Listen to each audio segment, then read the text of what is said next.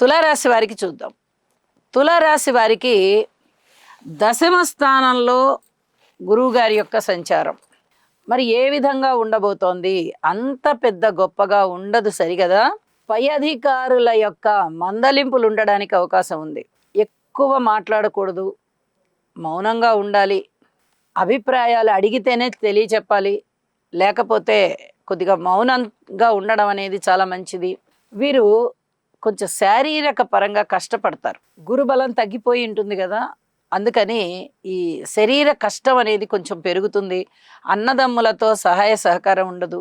మాతృవర్గ రీత్యా కూడా అంత చాలా బాగున్నట్టుగా ఏమీ కనిపించదు. మాతృ సేవ చేయడం చాలా మంచిది. అలాగే రుణభారాల విషయంలో కొంచెం రుణాలు పెరగడానికి అవకాశం ఉంది. ఏదో విధంగా ఖర్చులు పెరుగుతాయి. వీళ్ళు దైవాన్ని సర్వస్య శరణాగతి చెయ్యాలి.